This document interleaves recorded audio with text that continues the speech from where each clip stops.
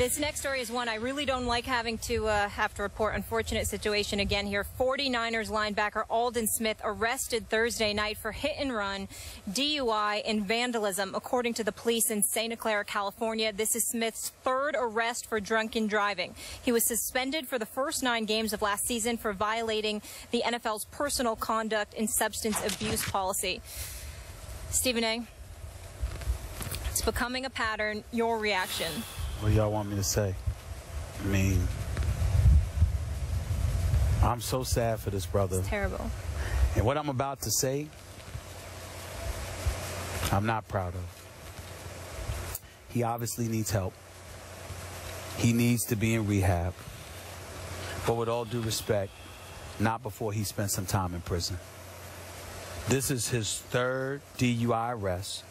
It is the 3rd time you have endangered human beings other than yourself. True. It's at least the 2nd time. I'm sorry, it is the 3rd time. But one of those times, if I remember correctly, he was out there 7 in the morning while kids were about to go to school, waiting by the little bus. So just imagine for 1 second, you're a parent out there, and you walk your child, or your child is at the bus stop. They're 7, 8, 9 years old, or whatever the case may be. Who in God's name is expecting a drunk driver to be riding around at 7 o'clock in the morning? And that was his last offense. And by the way, I think he only served 11 days of community service, or whatever the case may be. Enough's enough. I usually reserve these comments for criminals.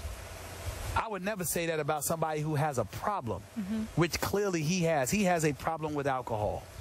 But the fact that you continue to get behind the wheel, this was not just a DUI charge. This is vandalism as well.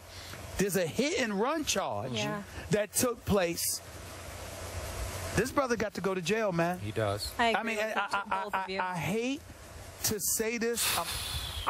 I'm sorry. There's so many brothers that I know in the league. And when I say brothers, I'm talking black, white. I'm talking everybody. There's so many brothers in the league that I know, that I'm cool with, and I know how I'm going to be looked at. Now, I'm about the business of saving lives. Yeah. You can't have a dude that's getting behind the wheel on multiple occasions and endangering the lives of others, not just himself. You can't have that. And this is what he is doing. So he needs to go to rehab and get help. But the first order of business, because last time I checked, I don't think they serve any brew in jail. Yeah. This brother need to be behind bars. He need to serve. He need to do a few months. You know, where they close in the cage, and you behind bars. You ain't gonna get a drink then. Make sure you use that to become sober. And then when you get out, go get your counseling. Don't even notice I ain't even bring up football. I ain't even bring up football. There's no way in hell that Aldon Smith should be playing this upcoming season. No. He should be playing this upcoming season. I mean, I said that about Sheldon Richardson because of the heinous, but you know, just talking to him yesterday, all of this other stuff, you know, I look at it and said, okay, 4 to 8 games might be better. But Aldon Smith, behind the wheel, drunk again. Now you got to go to jail. I'm sorry. He's got to go to jail. So at what point do we quit calling this story sad?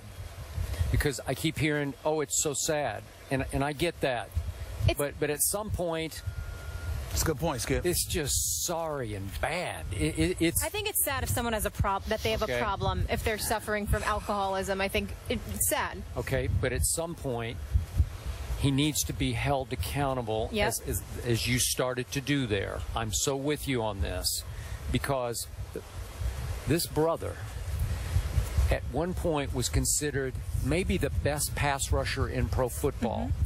He was such a game changer that he has been coddled, and he has been enabled to continue to fail and fail and fail because he feels he's entitled, because he's so gifted that he says, I got this, and I got it again because they're going to have my back because they need me so bad. Now they need him because the 49ers are just flat out crumbling before your very eyes. And it hurts me. The sad part to me is our guy Eric Mangini. I consider him a friend. I love Eric. I've had my clashes with him, but I love him. And I respect happy him. And proud of him that he's back in the NFL. Yeah, and he's the new defensive coordinator of this. With this, somewhere he'll make it work. He'll make it work. He'll make it work. But trust me, when he heard this news, I assume earlier today, he fell off his chair. I got all these problems, and I got that. Now I'm losing this guy. Well, it's that sense of arrogance. I'm above the law. I'm entitled. I'm above society. I don't play by the same rules you people play by. You know what? That could be it, Skip. Or it could be that he just really has the problem that you've highlighted in the past. He only had 2 sacks last year, and it was in the same game. But I will tell you this: MADD, Mothers Against Drunk Driving, you got it, and other organizations. You know, I mean, they speak against this religiously, and they do fantastic work. And I got news for you. For a lot of people out there that want to sit there and look at somebody like myself and say, my man, you know, give the brother a chance. No, he's had multiple chances. And keep in mind, when a car hits you because somebody behind the wheel is drunk, that car and that driver does not see color. You understand? It can hit somebody black just like it can hit somebody white, just like it can hit somebody from any ethnicity. I don't give it. This guy needs to be behind bars for this. To piggyback on both of your points, and I don't want to quote Cris Carter here, but when he was cut, didn't he say that was the best thing that ever happened to him to get his life together and get his career? He was lying. What else is new? What? I'm so surprised. Somebody stood up there and looked at the cameras and said, I am healed. I have learned. I know. What I'm saying is that by not being able to play, by going to jail, by going to rehab, that can benefit him in the end as a player, as a person, to get his life back on track. Well, I guess what I'm saying to you, Molly, is that's why I brought up jail. Because after he went through something like that last time, and just in terms of being suspended, just in terms of being out of the game and having to do community service, he looked in the camera and said, I'm agreeing with you, that's what I'm saying. I know. I'm just saying that my point is that's why I bring up jail, because that's when we'll know. Because like I said, I don't think they serve brew behind bars. Yes. Yeah. And I'll also point out, I do know a couple guys that have reached out to him and mentored him in the league, and former NFL players as well, tried to work with Aldon Smith because he is such a special talent. And I know don't want to be insensitive, but to bring it back to football, they lost 4 of their last 5. There's a lot of issues there. They have a new coach in Jim Tomsula, so a lot going on there in San Francisco. But we're in New England, and more First Take after the break from Foxborough. Issues here.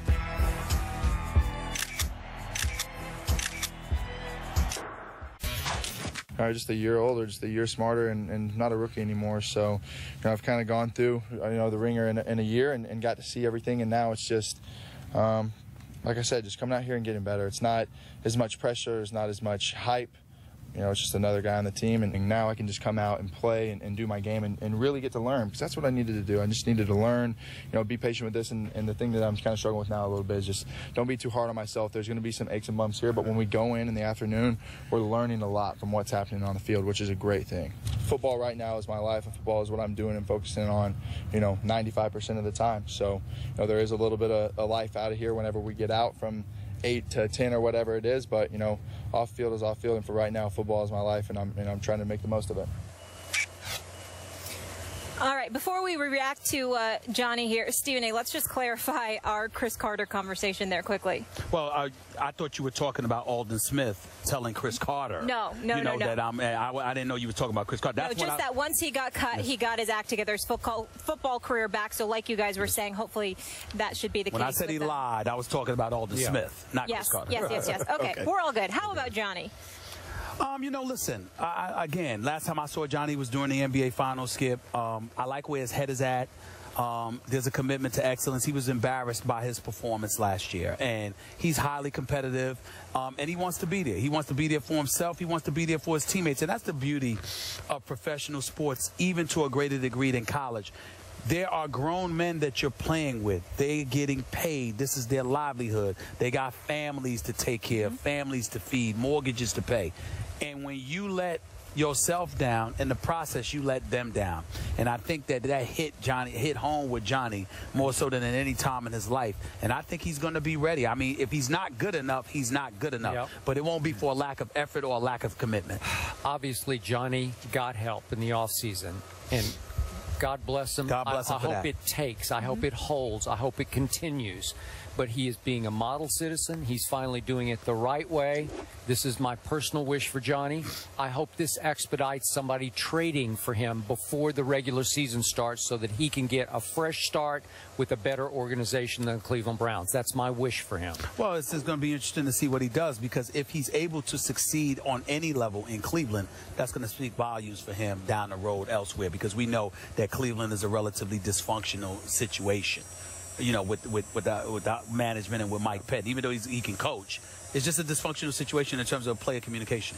And my only concern for Johnny is this new Johnny who's doing it the right way. I don't want him to lose that spark that Johnny football had. So you have to do it the right way within the confines of studying and being a model citizen. But at some point, you just got to be Johnny Football. And I hope he doesn't want to be called Johnny Football, but I hope he doesn't lose that from his psyche and his game. I don't think that Johnny would mind being called Johnny Football if it's an attribute to what he's doing on the field. Yeah. It's just that he doesn't want to be outside stuff. called Johnny Football right now, because he knows he doesn't deserve it. Yeah. He knows he doesn't deserve it, but he will. It appears he has his head on straight there, and we hope it works out for him. But we're in Patriots camp, and up next, Rob Ninkovich is going to join us. Early in the show, we talked about the question marks on the Patriots defense. They lost some key guys like Vince Wilfork. How will they adapt? We'll get into all that on the other side of the break. First take from Foxborough, Massachusetts.